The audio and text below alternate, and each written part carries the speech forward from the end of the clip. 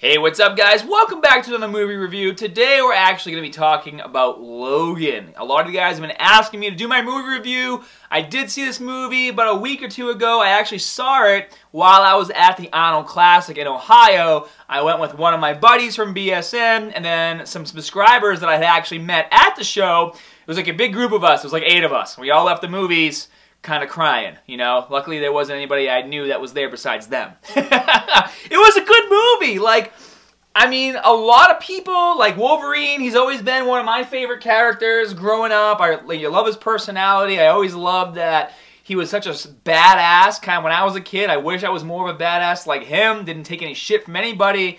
And I resonated with his character. And a lot of people, like, they love the character. They love Hugh Jackman as the character, but they don't really enjoy the Wolverine movies. My wife hates them, you know, but even my wife, I think if she saw Logan, that she would actually like it. And the reason why I say that is because Logan wasn't really like a Wolverine movie. It was more of like, it was more of a movie where you, like, if you didn't even know who Wolverine was, it was a movie that you could still connect with the characters. Granted, you would need to know a little bit of the backstory, but you would leave the movie theater feeling like you really connected and resonated with Logan, X-23, Professor X, and even Caliban, you know.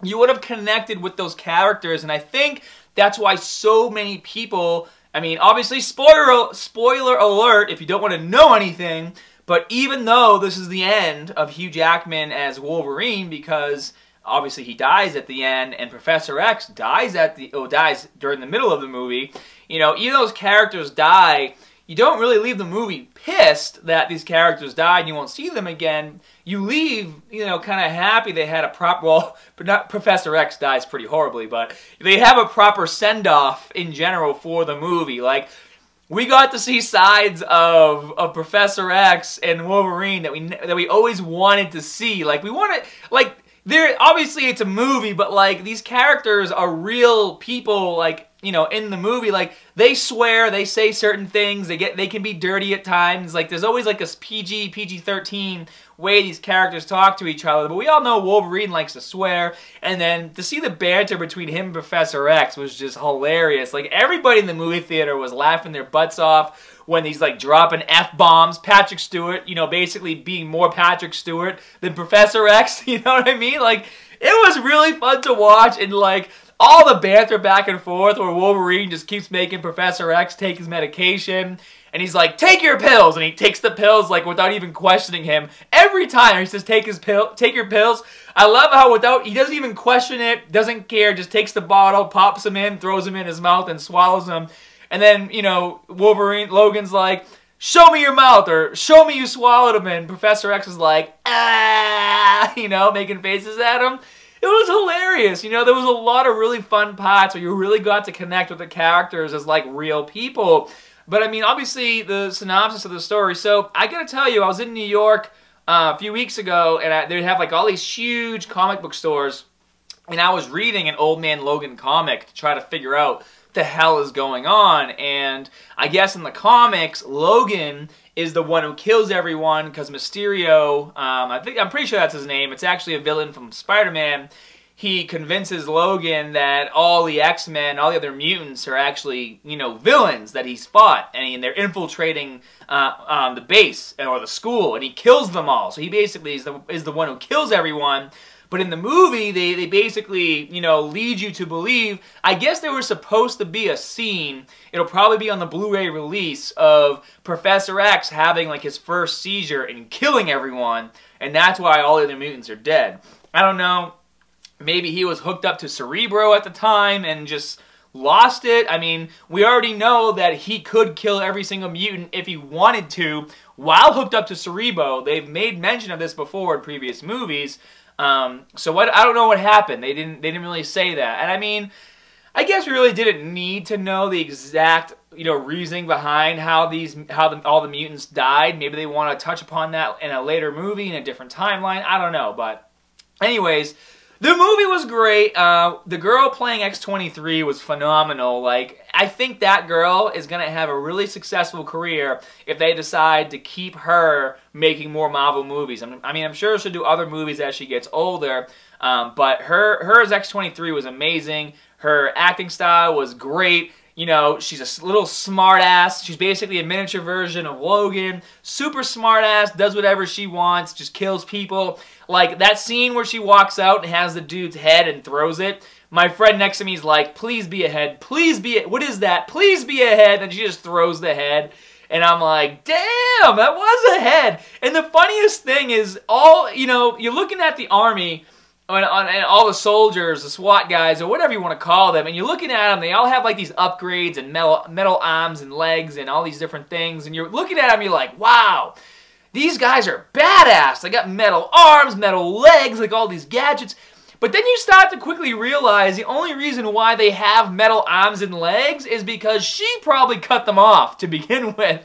And when you think about that, you know, you really start to laugh. So some parts I really enjoyed in the movie. I liked in the beginning when they first introduced Logan. He's driving the Chrysler, and those dudes are trying to rob and steal his rims, and they take the lug nuts off, and he keeps getting shot, and then he ends up killing everyone. And I don't know about you guys, but like, I'm a pretty handy guy, and I'm pretty sure they took off almost all the lug nuts, or they took enough lug nuts off that when he took off, his tire should have flew off the friggin' car. Like, there was one probably loose lug nut still hanging onto that thing. You know what I mean? So, I don't know, I thought that was pretty funny that it didn't fly off. Not that it's a big part of the movie, but...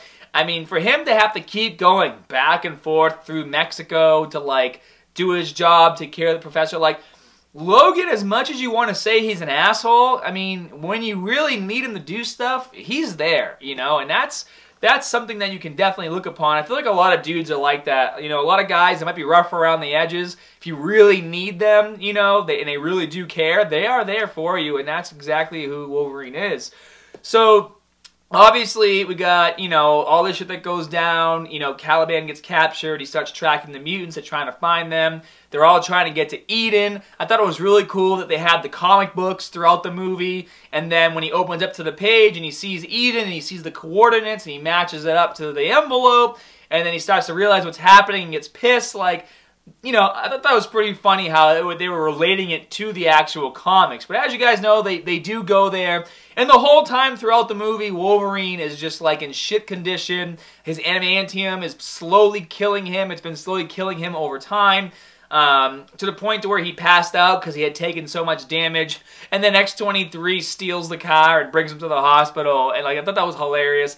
And all the scenes where like they're driving and he won't let her drive. And then she finally starts talking and he starts flipping out. He's like, you can fucking talk, you know? That was really funny. Like, all these little bits kind of came into the movie that made it really fun to watch. But even before we get to that point, obviously... you know, Professor X dying, and then them introducing X-24, which was a clone of Wolverine, a younger Wolverine. Like, I did not see that coming. I mean, I did watch some of the previews. There may have been a trailer where they show X-24. I didn't see it, so when he... like, I literally thought that Wolverine, the real Wolverine, killed Professor X to take him out of his misery. But then when they backed out and showed him, I was like, what the hell is going on? And all the fights between them were really cool. I mean, I'm watching and I'm just like, shouldn't, like, body parts be flying off at this point? You know what I mean? Like, they were going at it and slicing each other up. Like, it was really intense and brutal. That poor family, they just wanted to get their horses back in their goddamn trailer, and then they end up just getting all hacked to death and killed by... X-24 and all the friggin' army people, you know, like, they were shit out of luck. And then all those dudes, you know, getting killed was awesome because they were such assholes. The dudes who owned the farm and turned off the water, like, you knew they were gonna die. You knew they were gonna come back to the house when shit went down. Like, that was friggin' insane. But anyway, so moving on from there, you know, the story progresses. The scene in the, well, this is before. So in the scene in the casino... that whole sequence, I thought, was played out really well, where Wolverine gets back and Professor X is having another seizure because they're about to kill him and the girl. And, you know, that seizure, he tries to say he did it because he was trying to protect everyone. Granted, he still lost control, but for Logan to go up the stairs and, like, just slowly kill everybody, you know, and the dude's, like, they're, like, stuck and looking at him, and they just like slowly see themselves getting killed by Wolverine's claws. I thought that was pretty funny. Although that one dude, he looked like he only got the claws to the side of his face. He might have not died, and I kind of felt bad for him because he was pretty messed up. You know which guy I'm talking about? It's like the second guy he killed when he came in the room. He's just like, God, dead. Well, maybe kind of dead, but you're going to suffer for a while. Like, that sucked for him, you know? But anyways, progressing the story, you know, Professor X dies, and then Caliban sacrifices himself because, you know, he realizes that he's never going to let go, and he sees all the pain that he's causing. And then, you know, throughout the whole movie, you know, they're basically trying to track down all the mutants that escaped, and all the mutants are clones, which is fine. And they seem to all have some really badass powers, and then obviously, you know, for the movie to progress the way it did, you know, the kids had to be on the run. But if I was any one of these kids and I had the powers that they had, they would have never had to be on the run or even be scared. Like, all those kids together, all those young mutants in that house, like, they are a force to be reckoned with. Nobody's getting in there. It doesn't matter who you are. I mean, even the kid that could, like, lift, he tried lifting up the truck to drop it on X-24.